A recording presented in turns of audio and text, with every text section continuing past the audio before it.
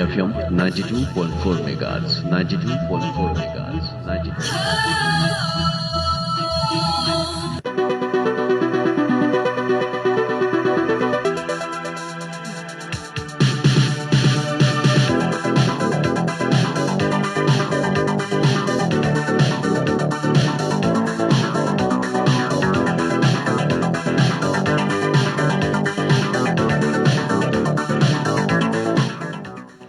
नमस्कार। रेडियो इन्द्रेणीको समाचारमूलक बिहानी प्रस्तुति रेडियो पत्रिका हाम्रो परिवेशमा सहकर्मी छवि पुरीसँगै लक्ष्मी केसीको यहाँलाई हार्दिक स्वागत छ। इन्द्रेणी एफएम 92.4 मेगाहर्जबाट उत्पादन तथा प्रसारण भइरहेको हाम्रो परिवेशमा हामी विभिन्न समाचारहरूका साथ उपस्थित भएका छौं। डाङबाट प्रकाशित अखबार, अनलाइन संस्करणमा प्रकाशित समाचार तथा रेडियो इन्द्रेणीको समाचार डेस्कमा तयार पारिएका समाचारहरूको संगालो हाम्रो परिवेश तपाई Indreni FM 92.4 megahertz, indrenifm.com.np mobile application, सामाजिक सञ्जाल तथा दाङ देउखुरीको गढवामा रहेको रेडियो साझा आवाज 88.3 मेगाहर्ज र रेडियो राप्ती 98.4 मेगाहर्ज लालमटियाबाट पनि हामीलाई अहिले एकैसाथ सुनिरहनु भएको छ।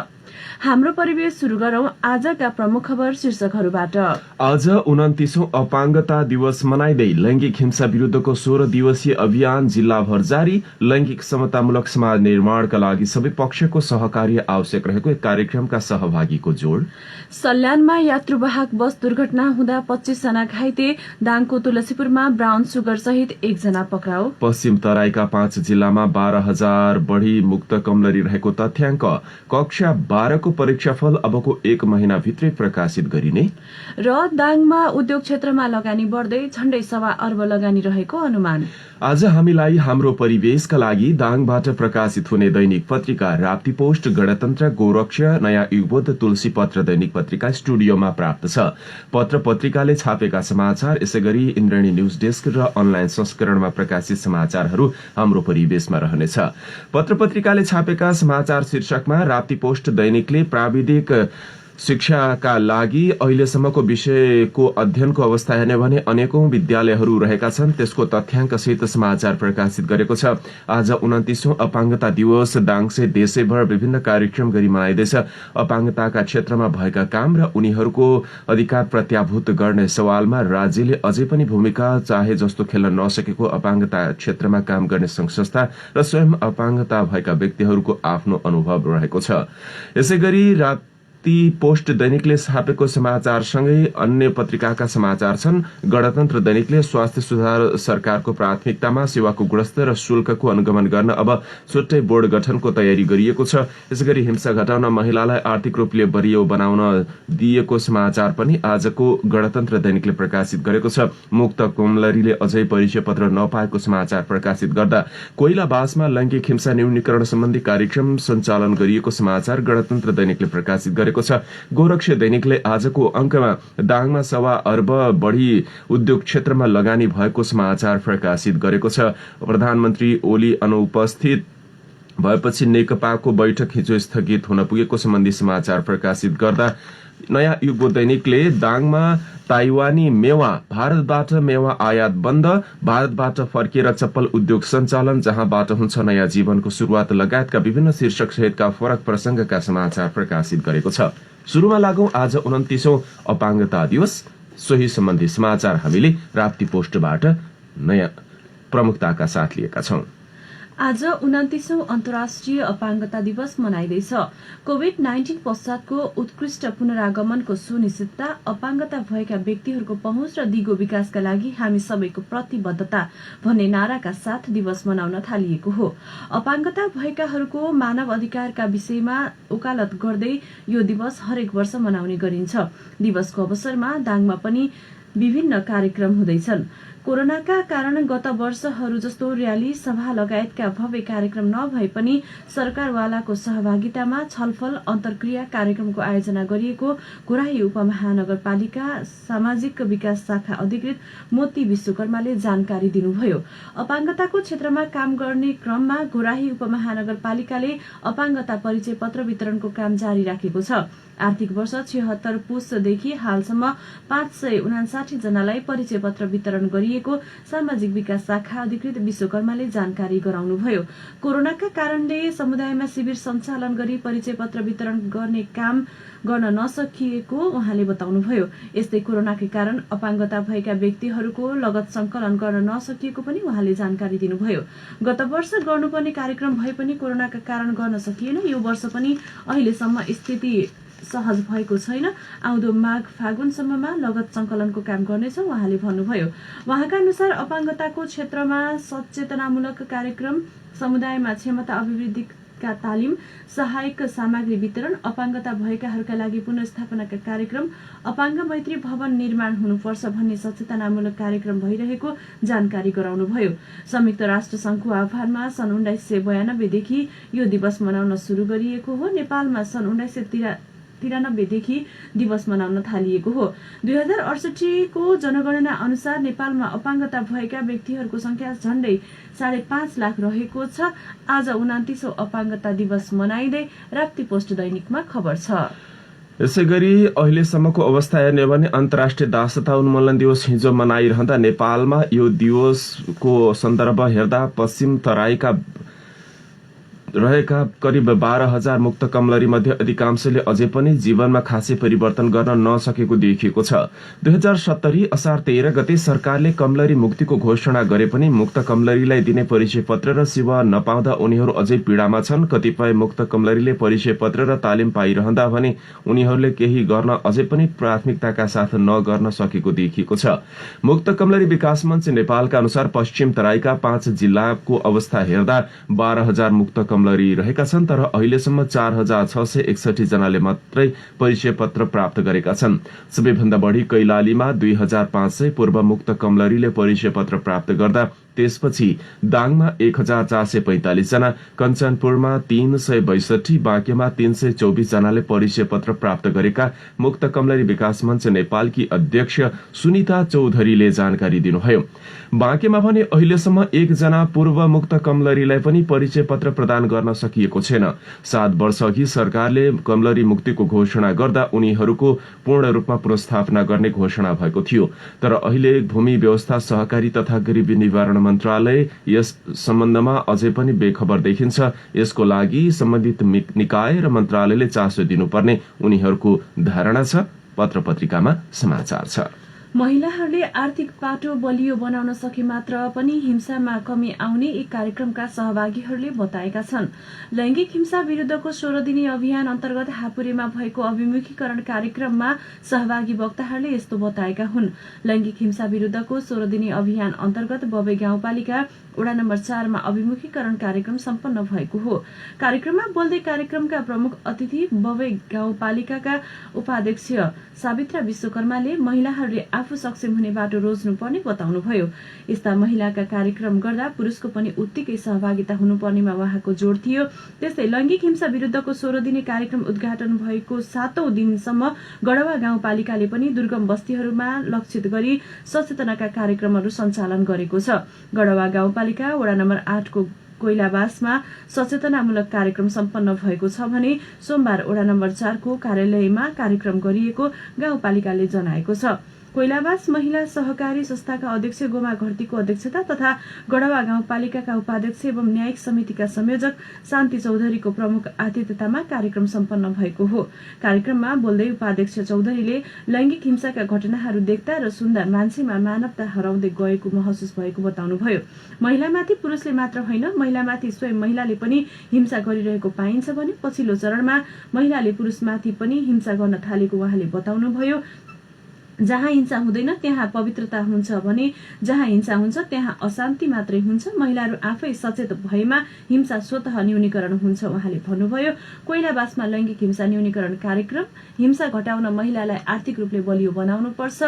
हापुरे र गढवाका 2 खबरलाई गणतन्त्र दैनिकले प्रकाशित गरेको छ। सल्यानमा यात्रुवाहक बस दुर्घटना हुँदा 25 यात्रु घाइते भएका छन्। 3 जनाको अवस्था गम्भीर रहेको सल्यान प्रहरीले जानकारी गराएको छ।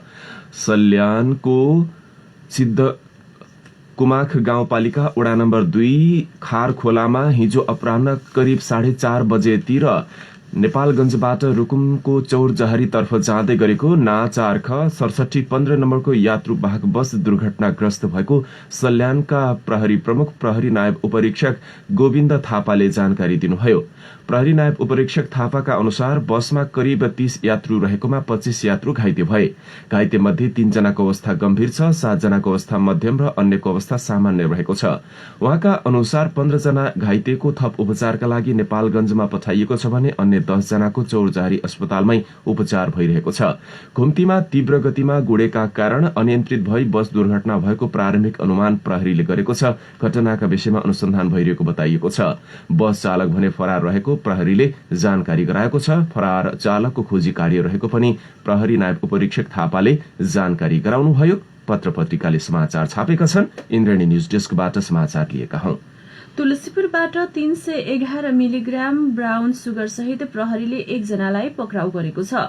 मंगलबार बेलुका 4:30 बजेतिर तुलसीपुर उपमहानगरपालिका 5 ख लाइनबाट ब्राउन सुगर बिक्री भइरहेको भन्ने गोप्य सूचनाका आधारमा 1 जनालाई पक्राउ गरेको इलाका प्रहरी कार्यालय तुलसीपुरले जनाएको छ।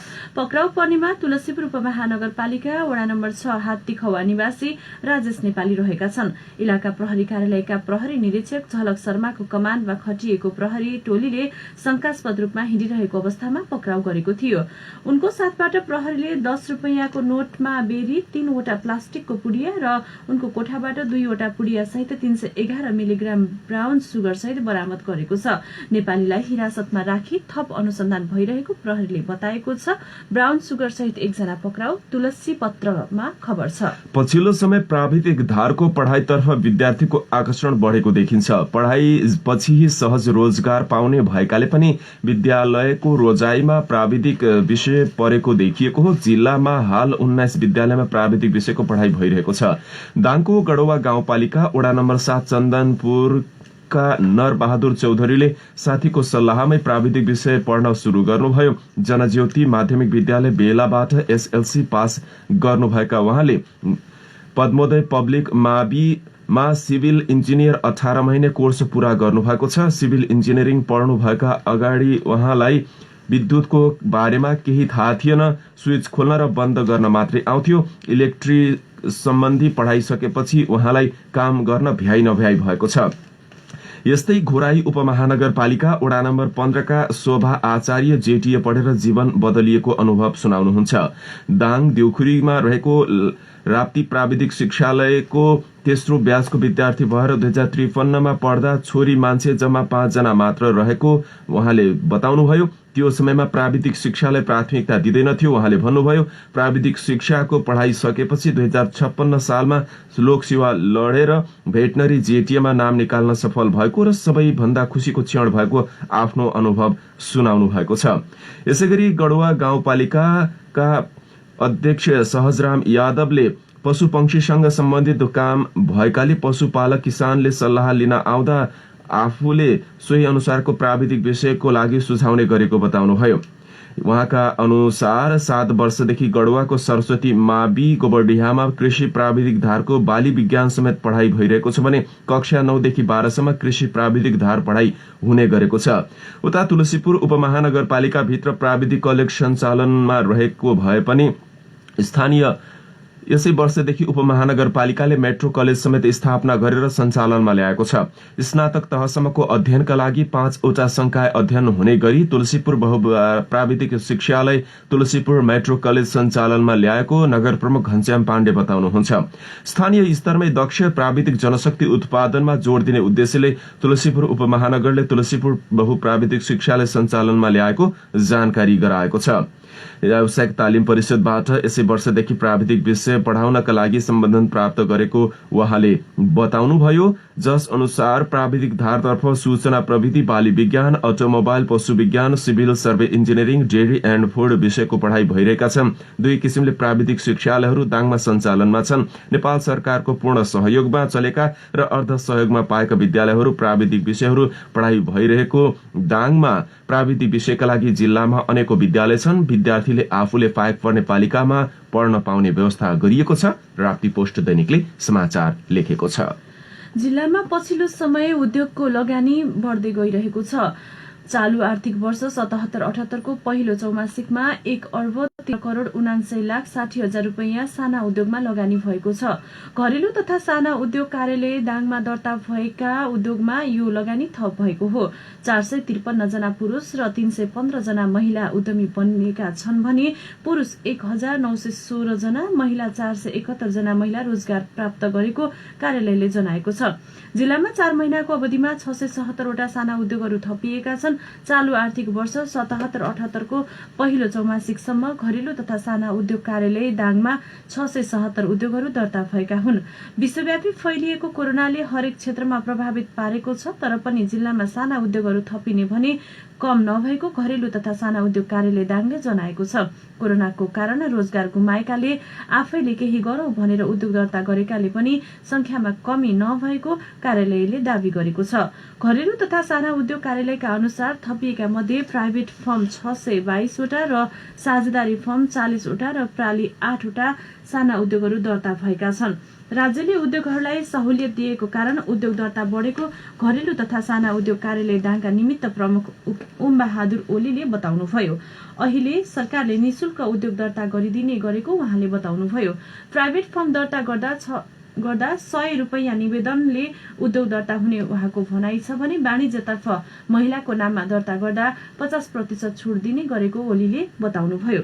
सरकारले उत्पादन गर्ने उद्योगहरूलाई मात्र उद्योगको रूपमा दर्ता गरिनुपर्ने निजी क्षेत्रहरूले बताएका छन्।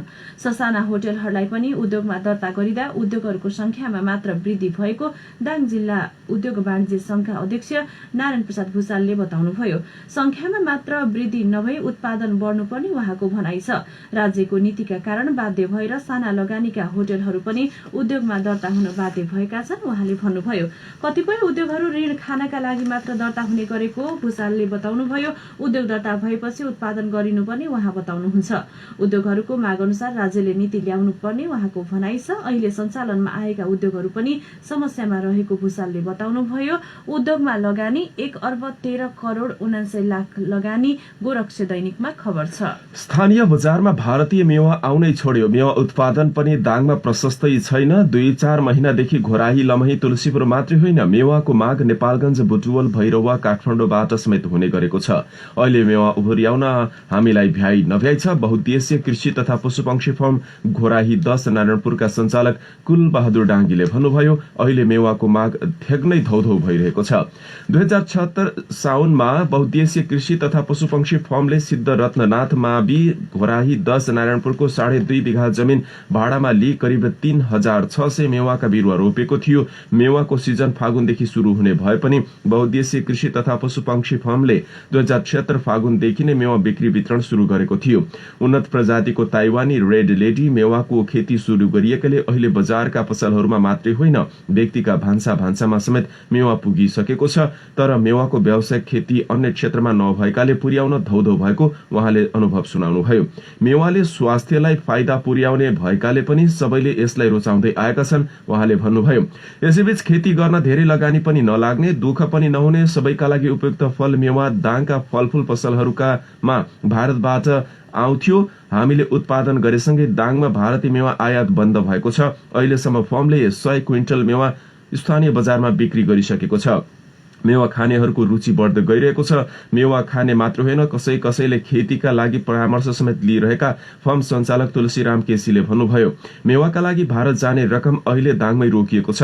भारतीय मेवालाई प्रतिस्थापन गर्दै व्यावसायिक खेतीको विकास गरी प्रदेशमै नमुना मेवा खेती बनाउने उद्देश्य रहेको पनि उहाँले बताउनुभयो।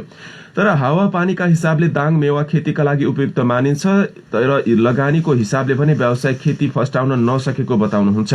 बहुद्देश्य कृषि तथा पशुपक्षी फर्मले मेवा खेतीमा 24 लाख लगानी गरेको छ, तर खेती प्रवर्धनका लागि राज्यले कुनै अनुदानको व्यवस्था गर्न नसकेको उहाँहरूले बताउनु भएको छ। दाङमा ताइवानी मेवाको उत्पादन बढेपछि भारतबाट मेवा आयात बन्द भएको छ। उत्पादनको बजारले थेग्नै नसकेको सम्बन्धी समाचार युगबोध दैनिकले प्रकाशित गरेको छ। बीमा समितिले पुरानो बाली तथा पशुपक्षी बीमा निर्देशन 2069लाई समय सापेक्ष परिमार्जन गरी नयाँ कृषि तथा पशुपक्षी बीमा निर्देशिका 2077 जारी गरेको छ। निर्जीवन बीमा व्यवसाय गर्ने बीमा कम्पनीहरूले अबदेखि बाली तथा पशुपक्षीको बीमा गर्दा यही निर्देशिका अनुसार काम गर्नुपर्ने बीमा समितिका कार्यकारी निर्देशक राजु रमन पौडेलले जानकारी दिनुभयो। निर्देशिका अनुसार बीमा कम्पनीले वार्षिक रूपमा बिक्री गर्ने कुल बीमा लेख मध्ये कम्तीमा 5% कृषि तथा पशुपक्षीको हुनुपर्नेछ। बीमा लेखको अन्तिम अवधि उक्त बीमा लेख सकिएको दिनको मध्यरात 12 बजेसम्म कायम रहने निर्देशिकामा उल्लेख छ। इन्द्रेणी न्यूज डेस्कमा खबर रहेको छ। कक्षा 12 को परीक्षाफल अबको 1 महिनाभित्रै प्रकाशित गर्ने तयारी भएको छ। परीक्षा सकिए लगत्तै उत्तर पुस्तिका परीक्षण शुरू भएको र महिना दिनभित्रै नतिजा आउने राष्ट्रिय परीक्षा बोर्डले जानकारी गराएको छ। बोर्डका अनुसार विद्यार्थीको शैक्षिक सत्र प्रभावित नहुने गरी 1 महिनाभित्रै नतिजा प्रकाशन गर्ने तयारी भएको हो। बोर्डले 1 हप्ताभित्रै उत्तर पुस्तिकाको परीक्षण पूरा गर्ने समेत जानकारी गराएको छ। विद्यालयमा सम्बद्ध विषयको शिक्षकले नै यसपटक विद्यार्थीको उत्तर पुस्तिका परीक्षण गर्ने भएकाले छिटो हुने बोर्डको ठम्ब्याइ छ। यसपटक कोरोनाका कारण सबै विद्यार्थीलाई आफूले नै अध्ययन गरेको विद्यालयमा परीक्षा दिएको हुन्। यसबीच बोर्डले कोरोना भाइरसबाट प्रभावित भएर परीक्षा लिन नपाएका विद्यार्थीका लागि फेरि एक पटक अवसर दिने बताएको छ। विद्यार्थीलाई पुनः परीक्षाको अवसर दिने र त्यसको सूचना केही दिनभित्रै प्रकाशित हुने बोर्डले जानकारी गराएको छ। इन्द्रेणी न्यूज डेस्कमा समाचार रहेको छ। बेलायतमा अर्को हप्तादेखि कोभिड-19 भाइरस विरुद्धको खोप वितरण हुने भएको छ। फाइजर बायोएनटेक औषधि इमर्जेन्सी प्रयोगका लागि बेलायतको औषधि व्यवस्थापन सम्बन्धी निकायले अनुमति दिएको हो। यसरी बेलायत कोभिड विरुद्धको खोप प्रयोगमा ल्याउनका लागि अनुमति दिने विश्वकै सबैभन्दा पहिलो देश भएको छ। यो प्रावधानले आगामी हप्ताका लागि खोपको प्रयोग गर्न पाउने बाटो खुलेको छ। बेलायत सरकारले आगामी हप्ता यो खोपको सेवा दिने भएको जनाएको छ। बेलायतको औषधि व्यवस्था विभागले यो खोपको प्रयोग गर्न सक्ने गरी व्यवस्था गरेकाले बेलायत कोरोना विरुद्धको खोपमा अनुमति पाएको पहिलो देश भएको हो। यो खोप विश्वका विभिन्न देशहरूमा नै लगेर तेस्रो चरणसम्मको परीक्षण गरिएको थियो। सो परीक्षण सफल भएपछि यो खोपलाई सार्वजनिक रूपमा प्रयोगका लागि अनुमति दिएको छ। फाइजरको कोरोना खोप प्रयोग गर्न अनुमति नयाँ युग दैनिकमा खबर छ। दाङको राप्ती गाउँपालिकामा अनुदानको मल बिक्री वितरणका लागि सहकारी तथा कार्यक्षेत्र निर्धारण गरिएको छ। कृषि तथा पशुपक्षी विकास मन्त्रालय र कृषि ज्ञान केन्द्र घोराहीको परिपत्र अनुसार मल वितरण गर्ने बारेमा भएको निवेदनमाथि मापदण्ड पुगे नपुगेको आधारमा अनुगमन गर्दा 8वटा सहकारी मार्फत बिक्री वितरण गर्न छनौट गरिएको कृषि विकास अधिकृत महेश अधिकारीले जानकारी दिनुभयो।